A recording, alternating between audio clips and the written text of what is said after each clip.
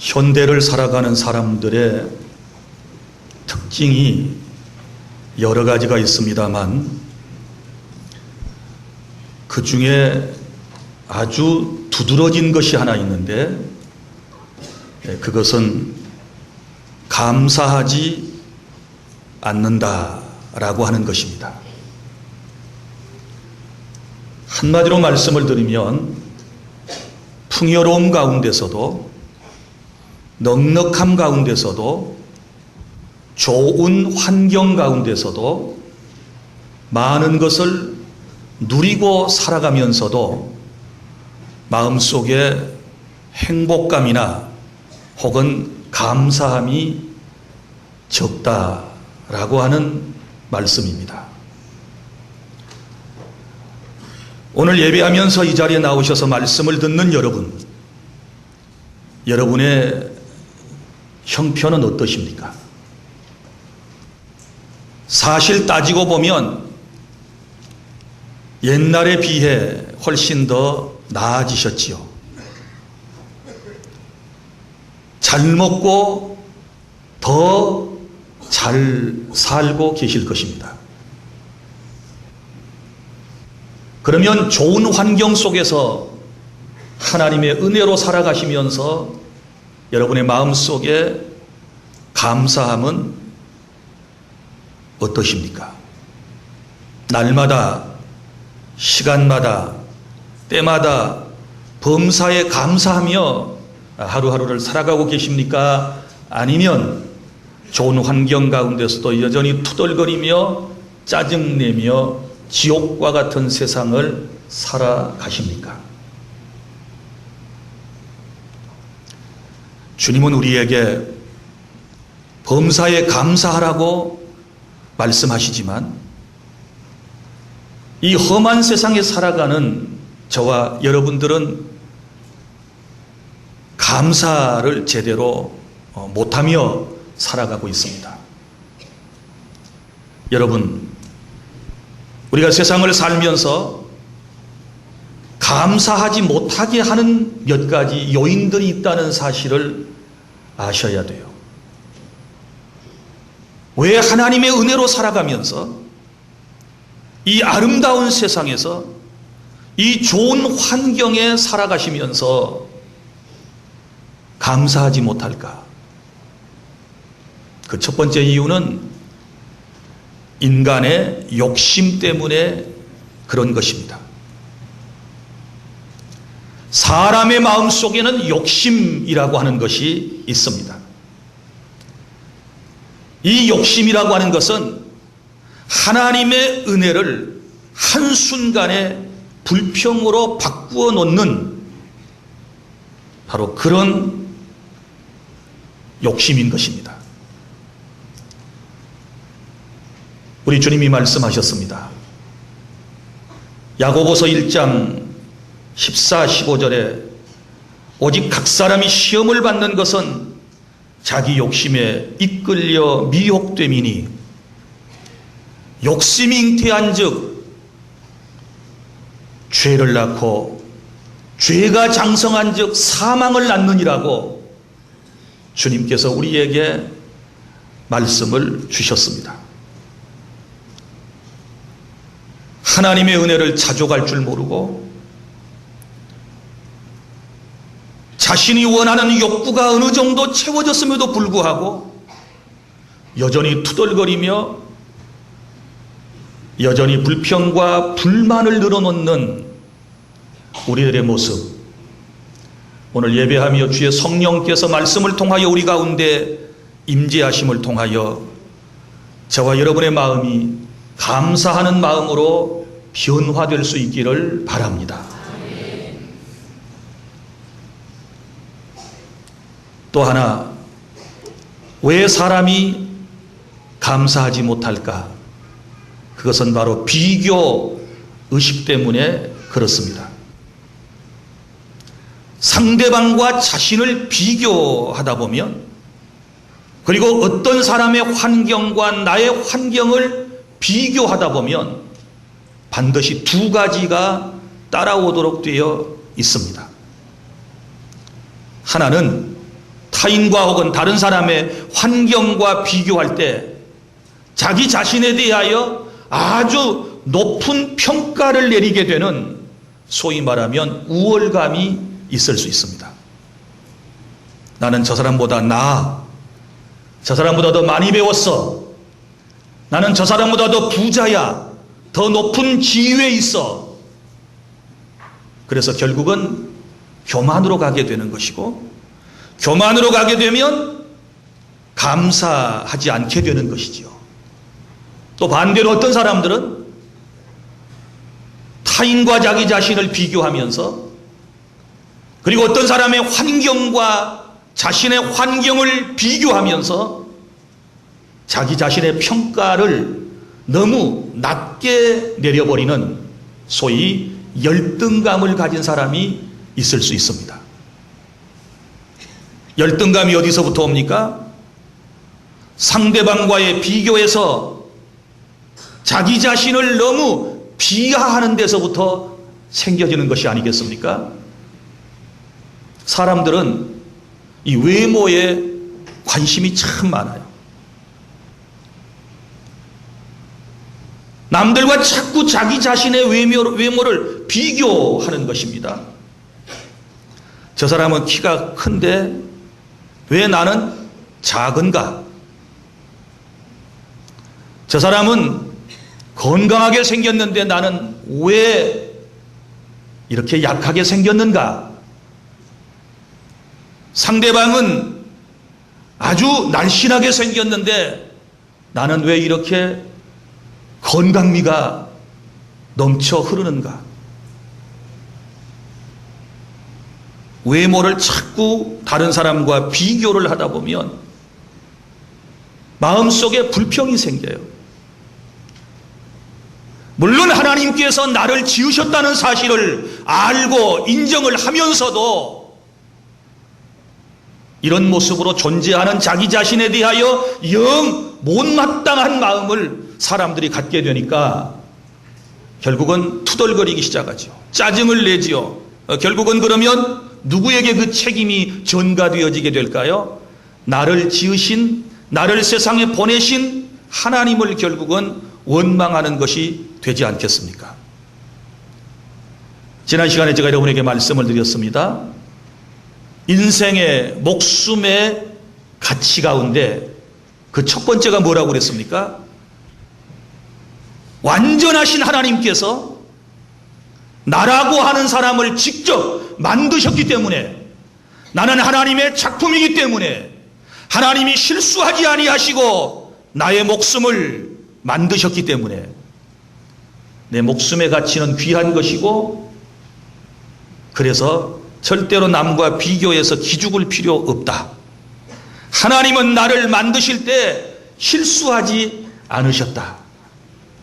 왜 아멘을 못합니까? 일주일 내내 고민하시다가 아직도 아멘을 결정을 못하셨습니까? 여전히 짜증나십니까? 따라하겠습니다. 하나님은 실수하지 않으신다. 이 사실을 믿으십시오.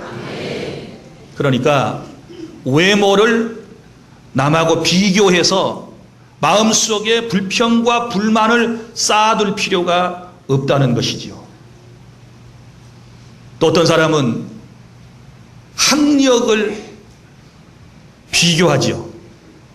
저 사람은 대학까지 나왔는데 나는 겨우 초등학교 나왔어. 저 사람은 인류대학을 나왔는데 나는 지방대학을 나왔어. 저 사람은 늘 수석 졸업인데 나는 항상 공부를 제대로 못했어. 이 학력 컴플렉스, 이것이 우리 마음속에 불만을 가져옵니다. 그런데 생각해봐요. 세상에 1등은 한 사람밖에 없어요. 한 학교에서, 한 반에서 전교, 그리고 한 반의 1등은 한 명밖에 없다는 사실을 아셔야 돼요. 너무 비교할 필요가 없어요. 또 어떤 사람은 재능을 자꾸 비교해요. 왜 저 사람은 저런 부분을 잘하는데 나는 이걸 못할까?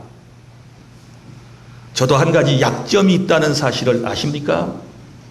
여러분들은 저를 존경하고 좋게 보시기 때문에 우리 목사님은 완벽해 이렇게 생각하시지요?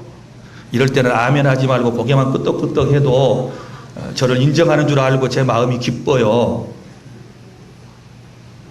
맞아요? 우리 목사님은 못할 게 없는 것 같죠?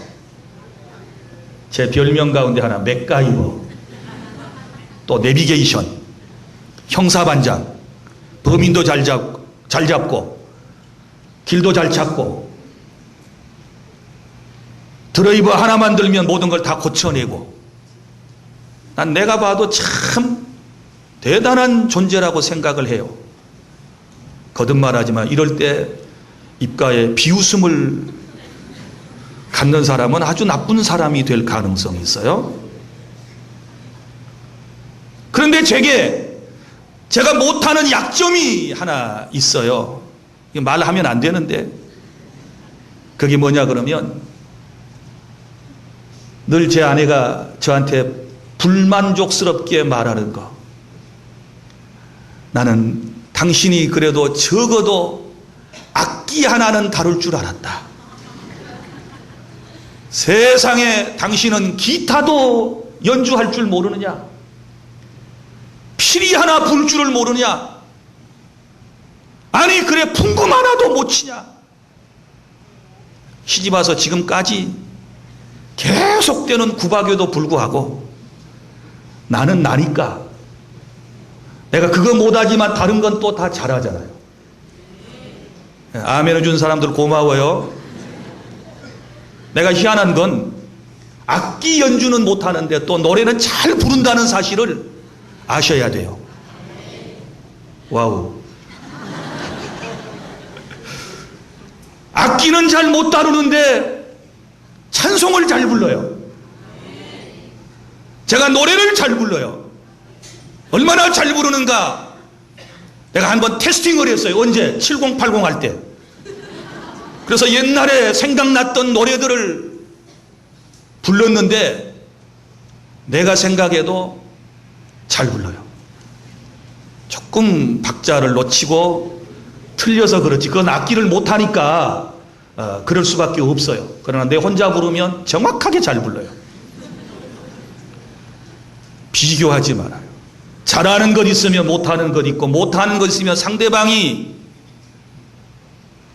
또 잘하는 것을 나는 못할 수 있어요. 사랑하는 주 안의 성도 여러분, 우리 마음속에 비교의식이 자꾸 들어오면 감사하는 마음이 다 없어지게 돼요. 배우자도 자꾸 비교를 하지요. 남의 남편하고 남의 아내하고 자꾸 비교를 해요. 그러니까 자기 아내, 자기 남편에 대한 불만족이 막 쌓이기를 시작하는 거예요. 이것도 안 돼요. 여러분, 비교의식은 우리 마음속에 원망과 불평을 가져오기 때문에 비교하지 말고 내게 주신 은혜를 깨닫고 날마다 감사하고자 하는 이런 마음을 저와 여러분이 가져야 될 줄로 믿습니다. 그리고 또 하나, 왜 사람이 감사하지 못하는가 그러면 염려 때문에 그래요. 아직 일어나지도 않은 일 때문에 사람들이 염려를 해요. 걱정을 해요. 주님이 말씀하셨습니다. 내일 일은 내일 염려할 것이요 한날의 괴로움은 그날에 족하니라. 빌립보 4장 6절에 아무것도 염려하지 말고 다만 기도와 간구로 너희 구할 것을 하나님께 아뢰라고 주님께서 우리에게 말씀을 하셨는데, 우리는 아직 오지도 않는 미래를 현재에서 걱정하고 염려하느라고 마음속에 두려움과 불만족을 계속 쌓아가고 있어요. 사랑하는 주 안의 성도 여러분, 오늘 우리의 마음속에 진정한 감사를 우리가 회복해야 되겠는데, 여러분, 사람이 감사하며 살아가는 방법이 여러 가지가 있어요. 그 중에 오늘은 제가 딱 한 가지를 여러분에게 말씀을 드리고자 하는데, 바로 이 오늘 본문에 소개되고 있는 욥이라고 하는 사람을 제가 소개를 해드리려고 그럽니다. 욥이라고 하는 사람은 족장시대의 사람입니다. 족장 시대라고 하는 것은 아브라함과 이삭과 야곱이 살았던 시대를 족장들의 시대라 그러고, 적어도 욥은 그 시대의 사람이었습니다. 오늘 욥기서 1장 1절부터 5절까지는 이 욥이 어떤 사람인가에 대하여 상세하게 설명을 하고 있는데, 이분은요 동방에서 살았습니다. 그리고 아주 하나님을 잘 경외하는 사람이었습니다. 자신뿐만 아니라 자녀들도 신앙교육을 매우 잘했습니다. 그리고 늘 예배를 중심으로 해서 늘 하나님께 제사하는 것을 기뻐하는 그런 영적인 사람이었습니다. 하나님께서 이러한 욥에게 놀라운 복을 주셨는데, 먼저 하나님께서는 자녀의 복을 허락하여 주셨습니다. 오늘 말씀에 보면 10남매를 하나님께서 주셨습니다. 7남 3녀, 아들이 7, 딸이 3. 그래서 10남매를 하나님께 선물로 받았습니다. 그리고 3절에 보면 하나님께서 물질에 놀라운 복을 주셨는데, 양이 7,000마리고 낙타가 3,000마리고 소가 500결이고 암나귀가 500마리고 종도 많이 있었으니 이 사람은 동방 사람 중에 가장 훌륭한 자였다라고 기록을 하고 있습니다. 여러분, 이런 욥에게 어느 날 시험이 찾아왔습니다. 사람이요, 세상을 살다 보면 잘 될 때도 있지만 못 될 때도 있거든요. 행복할 때도 있지만 슬픈 날이 올 때도 있거든요. 건강한 날들이 지속되면 좋겠지만 때로는 병들어 신음하며 고통을 당하는 그런 때가 원치 아니하게 우리에게 찾아올 수가 있거든요. 자, 오늘 말씀해 보면 욥이라고 하는 사람이 적어도 4가지 환경 가운데서 하나님을 원망하지 아니하고 하나님을 오히려 찬송하고 감사하는 아름다운 본을 우리에게 보여주고 있는데, 어떻게 그것이 가능한가, 도대체 그것이 무엇인가를 여러분에게 말씀을 드리려고 그럽니다. 첫째로, 욥이라고 하는 사람은 부자였다가 가난해졌는데도 불구하고 하나님께 감사하는 신앙을 보였습니다. 이 사람은 부자입니다. 그런데 어느 날 자연재해로, 그리고 주변에 있는 사람들이 그의 재산을 약탈해 감으로써 그 많고 많은 재산이 풍지박산이 났습니다. 그래서 부자로 살던 욥이 갑자기 가난해지게 된 것입니다. 있던 것을 전부 빼앗겨 버리게 되었습니다. 이런 상황에서 욥이 어떤 마음을 가졌는가, 그것이 오늘 20절부터 22절에 기록된 말씀으로 보시면 됩니다. 욥이 일어나 겉옷을 찢고 머리털을 밀고 땅에 엎드려 예배하며. 얼마나 힘든 일입니까? 재산이 다 없어졌는데, 가난뱅이가 됐는데 하나님 앞에 먼저 엎드려 예배하는 모습을 보여주고 있습니다. 이런 신앙이 진정한 신앙이라고 하는 사실을 믿으시기를 바랍니다. 그리고 또 이렇게 말하지요. 21절, 내가 모태에서 알몸으로 나왔사온 즉 또한 알몸이 그리로 돌아가올지라 주신 이도 여호와시오 거두신 이도 여호와시오니 여호와의 이름이 찬송을 받으실지니다 하고, 이 모든 일에 욥이 범죄하지 아니하고 하나님을 향하여 원망하지 아니하니라. 아멘. 이게 욥의 신앙입니다. 여러분, 처음부터 가난하게 살았으면 그래도 충격이 좀 덜 클 겁니다. 그런데 부자로 살다가 어느 날 갑자기 망하여 이런 어려움을 겪게 되었을 때 그의 마음속에 아픔이 얼마나 컸겠습니까? 이런 상황에서도 욥은 하나님을 원망한다거나 투덜거리지 않고 오히려 하나님을 찬송하고 하나님께 감사의 기도를 드리고 있습니다. 할렐루야. 두 번째, 병이 들었어도 감사합니다. 사탄이 하나님의 허락을 받고 먼저 욥에게 물질로 쳤어요. 물질의 손상을 입혔는데도 불구하고 욥은 여전히 하나님을 신뢰하고 하나님을 찬양하게 되었을 때, 사탄이 두 번째는 욥의 몸을 칩니다. 그에게 병을 갖다 주었습니다.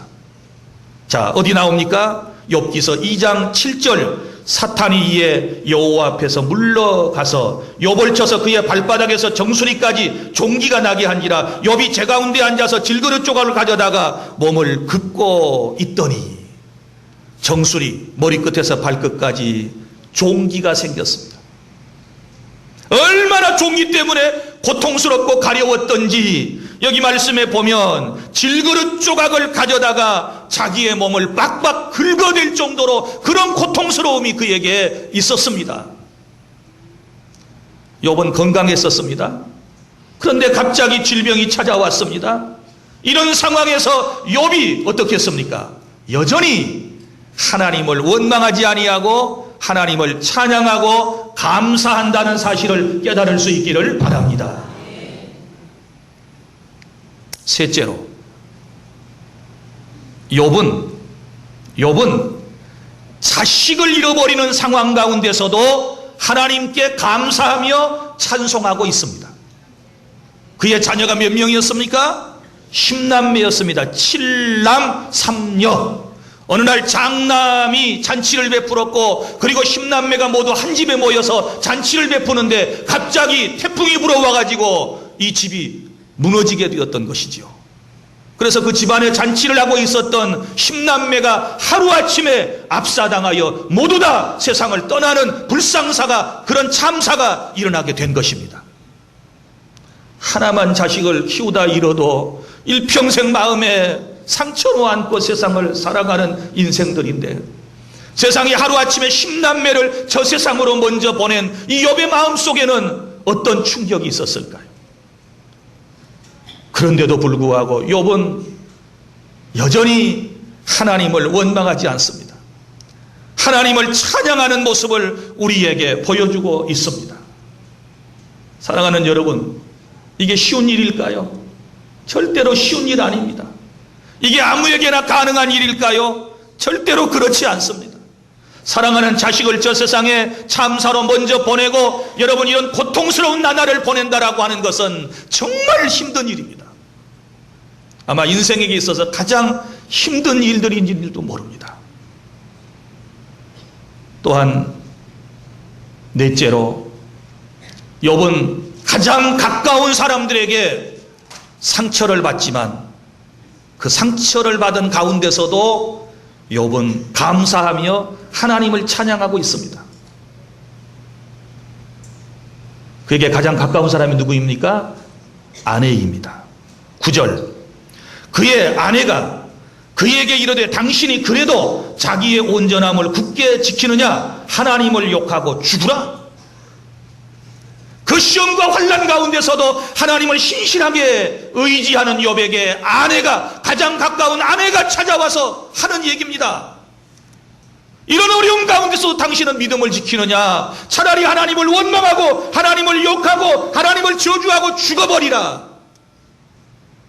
당신을 지켜주지 못하고 자식도 지켜주지 못하고 물질도 지켜주지 못했던 이 하나님을 그래도 당신은 끝까지 믿는다고 그러느냐?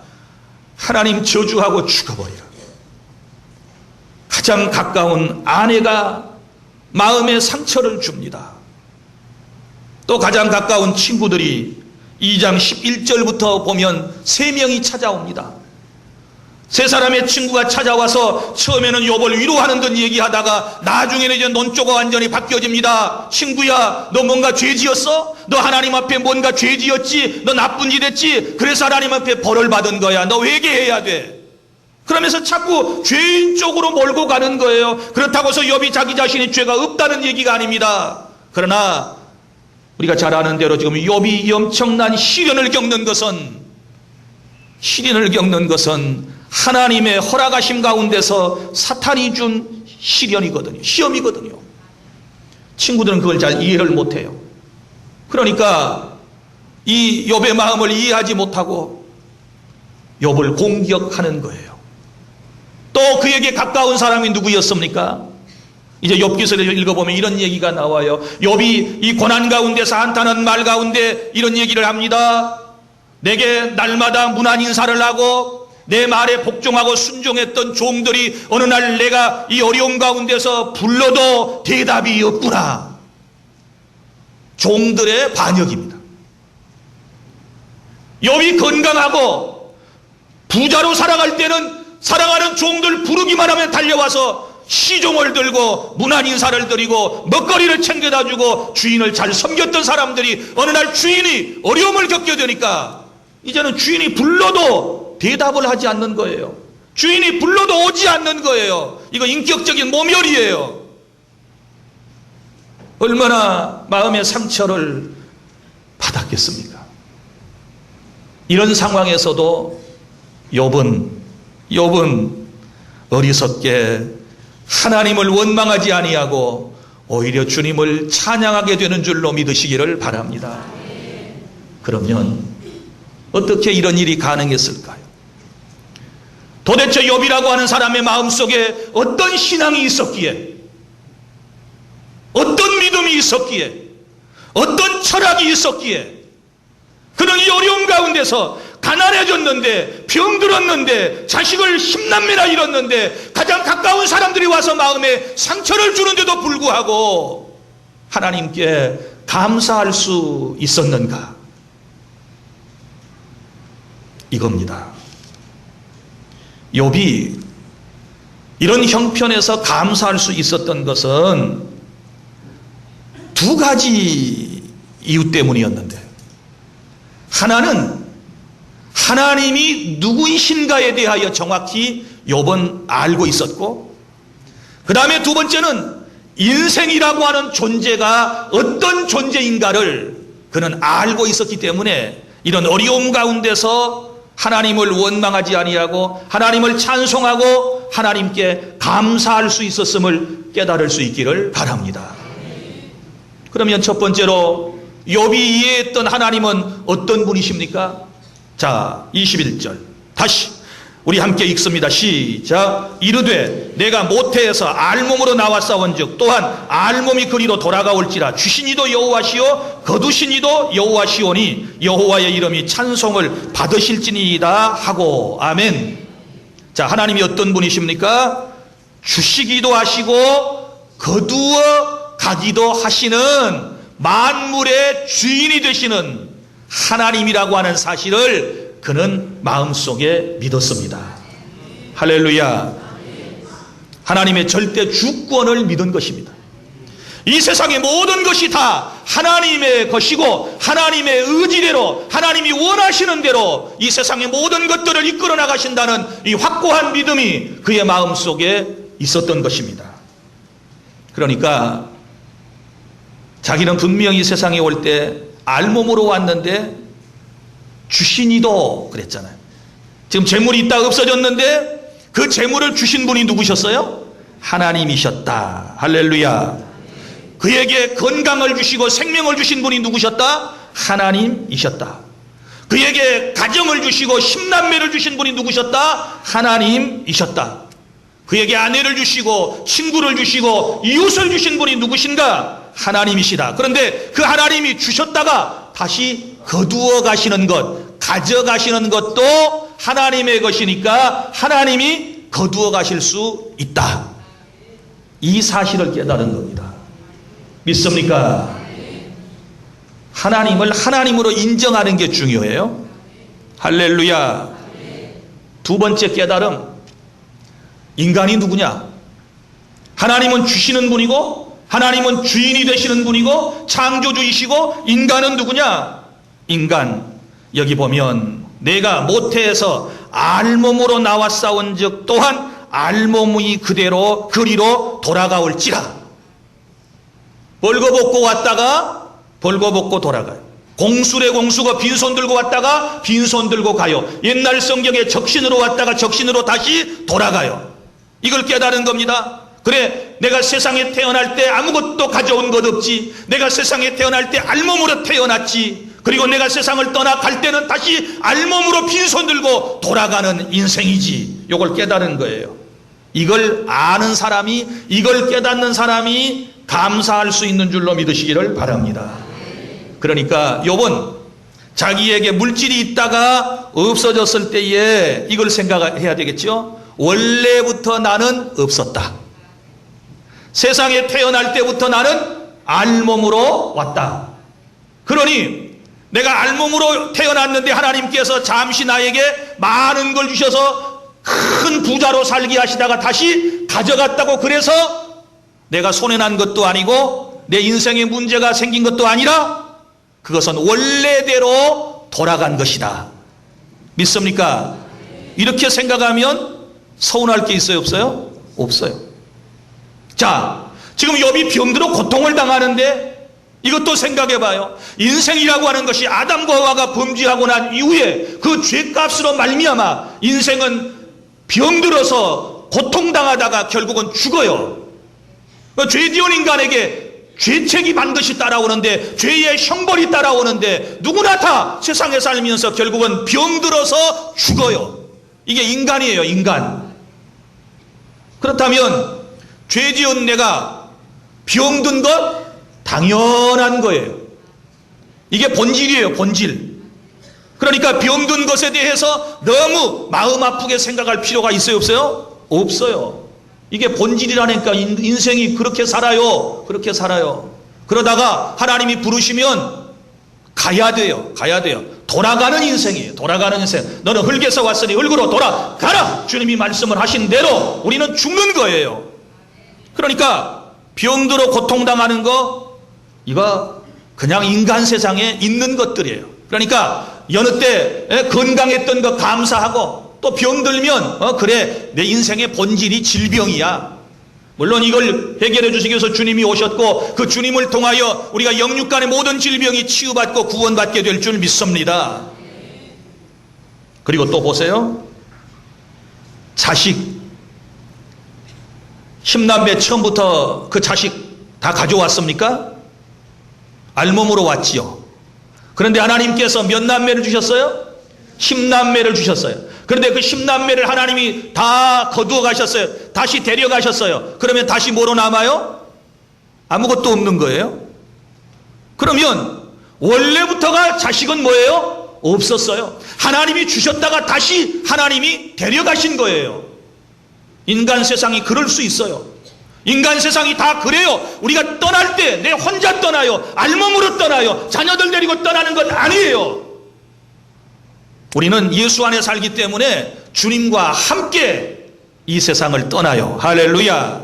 주님과 함께 우리는 영원한 천국으로 가요. 믿으시기를 바랍니다. 그러니까 자녀를 잃어버린 것도, 누군가 형제를 잃고 부모님을 잃고 하는 것도 결국은 뭐예요? 원래 그랬어요. 내 혼자 알몸으로 세상에 왔어요. 또 보십시오.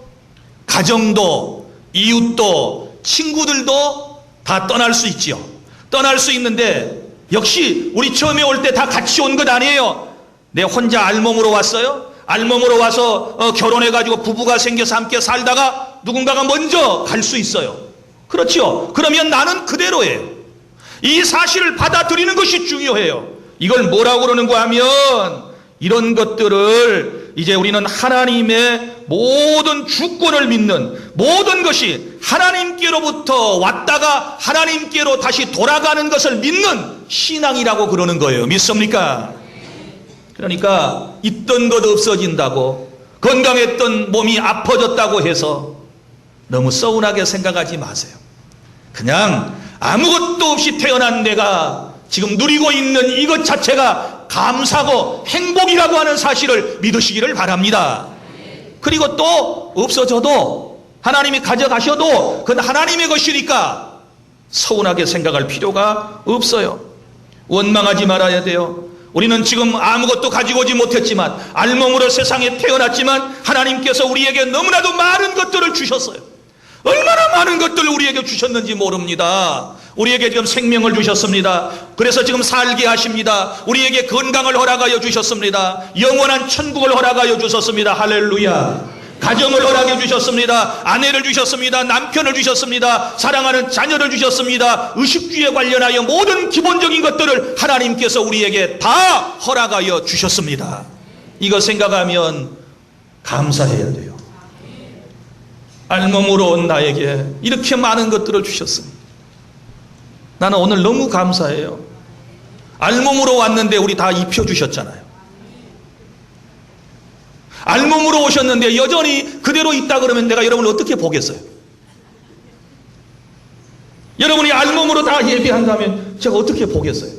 근데 여기 알몸으로 오신 분 하나도 없네. 그러면 다 알몸으로 오셨다가 뭔가를 받으신 거죠? 나도 이 받았어요, 하나님께. 이거 있다가 없어진다고 그래서 서운할 거 있어요, 없어요? 하나도 없어요. 자, 알몸으로 온 인생, 결국은 알몸으로 돌아간다. 알몸으로 돌아간다.